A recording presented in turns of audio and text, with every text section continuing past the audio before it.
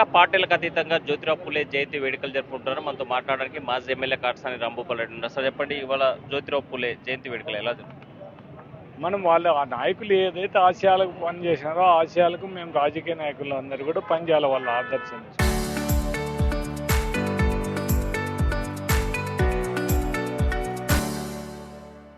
అణగారిన వర్గాలు ఎవరు ఉన్నారో వాళ్ళకి అందరికి కూడా మనం ఈ ప్రభుత్వం నుంచి ఏం చేయడానికి అవకాశం ఉంది, వాళ్ళకి ఏమేమి మనం కల్పించాలనుకుంటే అవన్నీ కూడా కల్పించాలని ఆ నాయకులు చేసిన మనం ప్రతిపాదనలు అన్నీ కూడా మొత్తం ఈ బలహీన వర్గాల వాళ్ళకి కూడా మనం ఏం చేయాలనుకుంటే ఖచ్చితంగా సపోర్ట్ చేయాల్సిన అవసరం.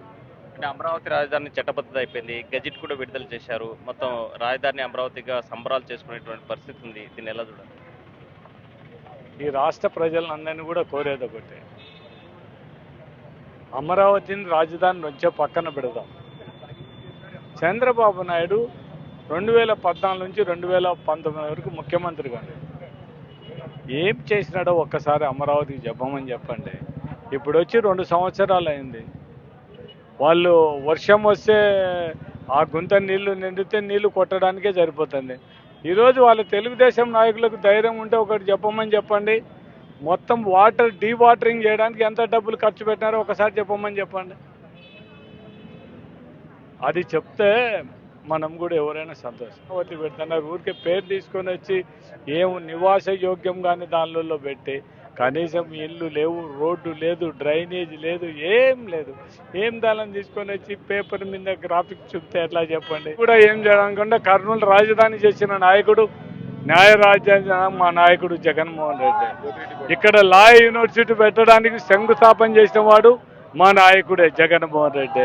అమరావతి పట్ల జగన్ మాట్లాడే తీరును మొన్నటిదాకా జగన్ మాత్రమే సైకో అనుకున్నాను, కానీ ఈరోజు వైసీపీలో ఉన్నటువంటి నాయకులంతా కూడా సైకోలుగా ఉన్నారని చంద్రబాబు అంటున్నాడు. అట్లా కాదు, తెలుగుదేశం లేదంటే వాళ్ళు చెప్పడానికి వాళ్ళకి శంచాగిరి కాదు. చంద్రబాబు నాయుడుకి అట్లా ఉండాలని కానీ మాకెవరు లేదు. తప్పును తప్పుగా ధైర్యంగా ఎదుర్కొని మాట్లాడతాం తప్ప పొరపాటున కూడా ఇంకొకటి మాట్లాడేది ఉండదు. జగన్మోహన్ రెడ్డి గారు మాట్లాడేది అమరావతిని తీసేమని చెప్పలేదు, మావిగాను పెట్టమని అడుగుతున్నాడు.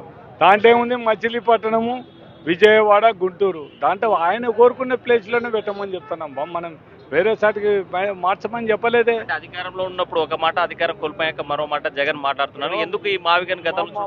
మా జగన్మోహన్ రెడ్డి గారి ఉద్దేశం ఒకటే, ఈ ప్రాంతంలో ఉండే 3 ప్రాంతాలు అభివృద్ధి చెందాలి.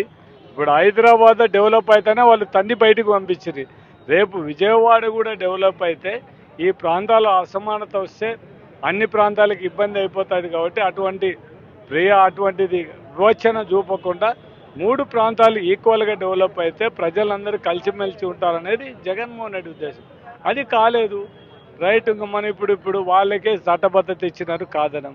మీరు ఇంకా దానికి బెటర్గా ఉండేదాన్ని నువ్వు 2 లక్షల కోట్లు ఖర్చు పెట్టాల్సిన అవసరం లేదు, 30 లక్షలు ఖర్చు పెడితే రాజధాని సూపర్గా తయారైతే చెప్పినప్పుడు ఎవరైనా కూడా ఫస్ట్ ఐడియా ఇస్తే, ఐడియా కోసం మంచి తక్కువ రేటు, ఇప్పుడు మనకే అంటారు, ఎవరైనా ప్లాన్కి ఇచ్చిటాం 2-3 ఆర్కిటెక్ట్ల దగ్గరికి పోతాము, ఏ ఆర్కిటెక్ట్ తక్కువ రేటుతో మనకు నీట్గా మనం కోరుకుంటే అటువంటి వాళ్ళని చూసుకుందాం. మేము చెప్పేది కూడా పరిగణలోకి తీసుకోమని చెప్తున్నాం. అది మొత్తం రైట్ వద్దు, ఇది లేదు, మేము గుంటూరుని అన్యాయం చేయాలనుకుంటున్నాము, మచిలీపట్నం అన్యాయం చేయాలనుకుంటున్నాము, గుంటూరును కూడా అన్యాయం చేయాలని చెప్పమని తెలుగుదేశం వల్ల మాకేం అభ్యంతరం లేదు. చెప్పండి, వైసీపీ నాయకులంతా సైకోలు అని చెప్పే అధికార పార్టీ నాయకులు మీరేం చెప్పదు? వాళ్ళు సైకోలు కాబట్టి వాళ్ళ ముందు వాళ్ళ మనస్తత్వాన్ని మార్చుకోమని చెప్పండి. మాట్లాడే నాయకులు అందరూ కూడా నీతివంతమైన మాటలు మాట్లాడతారు. ఒక్కసారి వాళ్ళ చరిత్ర, వాళ్ళ వెనక చరిత్ర అన్నీ చూసుకొని మాట్లాడితే ఏ నాయకుడైనా, నేను ప్రజల ముందర మాట్లాడతాను, నా వెనక చరిత్ర నాకు బాగా అందే లేదా, బాగా ఉంటే నేను ఒక విమర్శించాలి, నేను ఇంకొకరిని విమర్శించాల.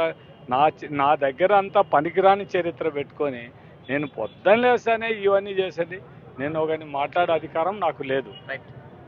ఒకసారి మాట్లాడే ముందు చరిత్ర తెలుసుకొని మాట్లాడాలి. జగన్ సైకోలని విమర్శించేటప్పుడు ఒకసారి ఆలోచించి మాట్లాడాలని చెప్పి చెప్పేటువంటి పరిస్థితి. చంద్రశేఖర్, కర్నూలు.